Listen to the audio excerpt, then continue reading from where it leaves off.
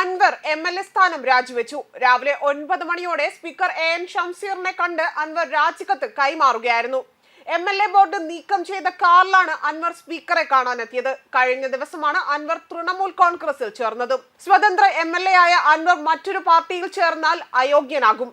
അത് മറികടക്കാനും നിലമ്പൂരിൽ വീണ്ടും മത്സരിച്ച് ശക്തി തെളിയിക്കാനുമാണ് അൻവറിന്റെ നീക്കം. അൻവറിനെ മുന്നണിയിൽ ഉൾപ്പെടുത്തുന്നതിൽ UDF തീരുമാനം എടുത്തിരുന്നില്ല. അൻവർ വീണ്ടും മത്സരിച്ചാൽ അത് UDF മേൽ സമ്മർദ്ദം കൂടുമെന്നാണ് അവർ കരുതിയതും. കഴിഞ്ഞ ദിവസം തൃണമൂൽ കോൺഗ്രസിൽ ചേർന്നതിന് പിന്നാലെയാണ് MLA സ്ഥാനം രാജിവെക്കാനുള്ള അൻവറിന്റെ തീരുമാനം വന്നതും. അദ്ദേഹത്തിന്റെ കാറിൽ നിന്ന് രാവിലെ തന്നെ MLA ബോർഡും നീക്കം ചെയ്തിരുന്നു. ഈ കാറിലാണ് അദ്ദേഹം സ്പീക്കറെ കാണാനെത്തിയതും. സുപ്രധാന തീരുമാനം അറിയിക്കാൻ രാവിലെ തന്നെ പത്രസമ്മേളനം നടത്തുമെന്ന് കഴിഞ്ഞ ദിവസം അൻവർ അറിയിച്ചിരുന്നു. സ്പീക്കറെ കണ്ടതിനു ശേഷം അദ്ദേഹം മാധ്യമങ്ങളെ കാണുമെന്നാണ് സൂചന ലഭ്യമായതും. അൻവറിന് തൃണമൂൽ കോൺഗ്രസ് രാജ്യസഭാ അംഗത്വം വാഗ്ദാനം ചെയ്തിട്ടുണ്ടെന്നും അഭ്യൂഹങ്ങൾ പരക്കുന്നുണ്ട്. തൃണമൂൽ കോൺഗ്രസിന്റെ സംസ്ഥാന കോർഡിനേറ്ററായി ചുമതലയേറ്റ സ്ഥിതിക്ക് അൻവറിന്റെ നിയമസഭാ അംഗത്വത്തിൽ തുടരാൻ തടസ്സങ്ങൾ ഏറെയാണ്. രാജിവെച്ച് സ്വതന്ത്രനായി പ്രവർത്തിക്കുമെന്ന നിർദ്ദേശം തൃണമൂൽ നേതൃത്വം നൽകിയെന്നും റിപ്പോർട്ടുകൾ വ്യക്തമാക്കുന്നു. കഴിഞ്ഞ ദിവസമാണ് PV അൻവർ MLA ഒരു നിർണായക പ്രഖ്യാപനം നടത്താൻ ഒരുങ്ങുകയാണ് എന്ന വാർത്തകൾ പുറത്തുവരുന്നത്. അദ്ദേഹത്തിന്റെ ഫേസ്ബുക്കിലൂടെയാണ് പ്രധാന വിഷയം അറിയിക്കാനുണ്ട് എന്ന് PV അൻവർ അറിയിച്ചിരുന്നതും. MLA സ്ഥാനത്ത് നിന്നുള്ള രാജ്യം അൻവർ ആലോചിക്കുന്നതായിരുന്നു സൂചനകൾ പുറത്തു വന്നിരുന്നതും. തൃണമൂൽ കോൺഗ്രസിൽ ഔദ്യോഗികമായി അംഗത്വമെടുക്കാൻ സ്വതന്ത്ര MLA സ്ഥാനം തടസ്സമാണെന്നായിരുന്നു വിവരം ലഭ്യമായതും.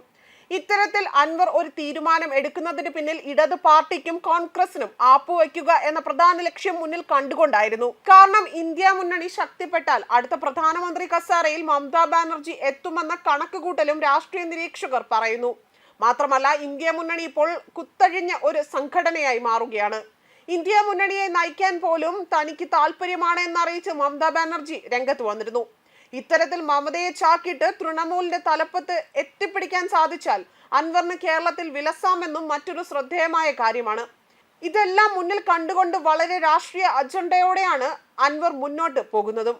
മമതയെ പാട്ടിലാക്കുക വഴി കേരളത്തിലെ മുഖ്യമന്ത്രിക്കും പാർട്ടിക്കും തുരങ്കം വെക്കുക എന്ന ലക്ഷ്യം കൂടി അൻവറിനുണ്ട് എന്നാണ് കണക്കാക്കേണ്ടതും. അതേസമയം PV അൻവർ എവിടേക്കാണ് പോകുക എന്ന് പറയാൻ പറ്റില്ല എന്ന് CPM സംസ്ഥാന സെക്രട്ടറിയായ MV ഗോവിന്ദൻ പറഞ്ഞു.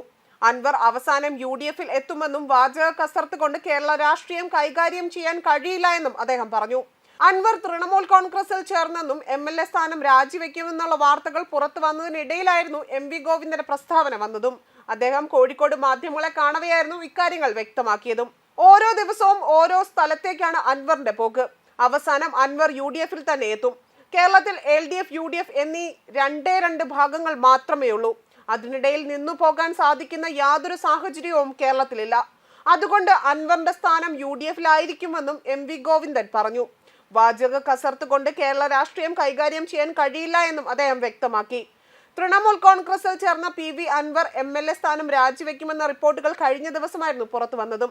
തിങ്കളാഴ്ച രാവിലെ സ്പീക്കറെ കാണുന്നുണ്ടെന്നും തുടർന്ന് സുപ്രധാന തീരുമാനം അറിയിക്കാൻ പത്രസമ്മേളനം നടത്തുമെന്നുമായിരുന്നു അദ്ദേഹം അറിയിച്ചതും. അൻവറിന് മമത രാജ്യസഭാ അംഗത്വം വാഗ്ദാനം ചെയ്തിട്ടുണ്ടെന്നും അഭ്യൂഹങ്ങൾ പരക്കുന്നുണ്ടായിരുന്നു. തൃണമൂൽ കോൺഗ്രസിന്റെ സംസ്ഥാന കേഡറായി ചുമതലയേറ്റ സ്ഥിതിക്ക് അൻവറിന് നിയമസഭാ അംഗത്വം തുടരാൻ തടസ്സങ്ങൾ ഏറെയാണ്.